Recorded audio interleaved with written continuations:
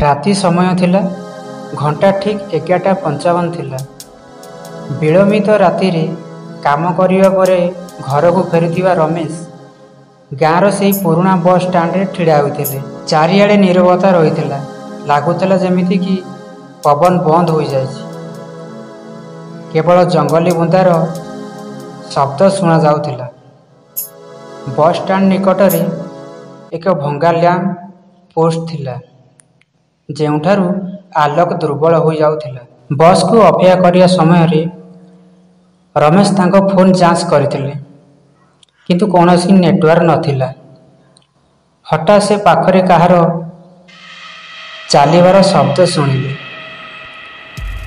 देखिले जड़े धड़ा महिला धड़ा शाढ़ी आवृत होई धीरे धीरे तांको आड़कू आसुचंदी।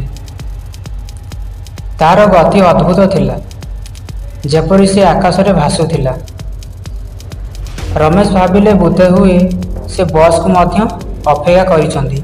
सेई वृद्ध महिला रमेश पाखरे अटकी जाई नरम भावरे कहिला, हो तुमे मते सहाय्य करिवो कि मते घर को जिबार अछि। रमेश तांको स्वर रे किछि अद्भुत अनुभव कले, किंतु से मुंड हलाइले। तापरे एक पुराना बस दूररू आसुथिबा देखिले। बस अटकिया माते रमेश शीघ्र बस रे चढ़ीगले। देखिले जे बस संपूर्ण खाली अछि। बस रे केही ना ड्राइवर ना अन्य यात्री केही नथिले। रमेश को हृदय जोरे कंपियाकू लागिला। से किछि बुझिया पूर्वरु से वृद्ध महिला जनक मध्य बस रे तांका सामने रे बसिथिले। तांकर धड़ा आखि उज्जवल हेबाकू लागिला। बस ड्राइवर बिना स्वयंचालित भाव में चलवा आरंभ कला। रमेश को हृदय द्रुत गति रे कंपियाकू आरंभ कला। से कबाट खोलिया चेष्टा कले, किंतु ता जाम हो जाइथिला।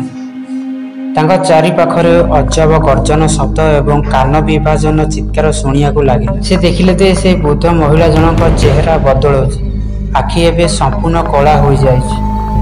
ओठरे विकृत हस अछि। रमेश को अवस्था गुरुतर हो पड़ा।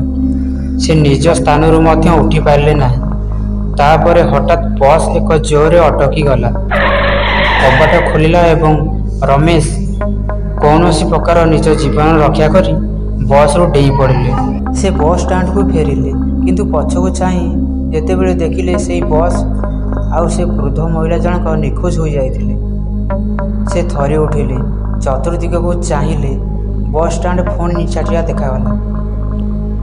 रमेश घर आड़ को दौड़िया लगिले, किंतु से भूली जाइथिले जे रास्ता रे से एक पुराना जनशून्य रास्ता दे जाउछंती। सेही रास्ता रे जोंठारे लोक माने कहिथिले जे जणे वृद्ध महिला को आत्मा बुलाबुली करी अपेक्षा करिछि।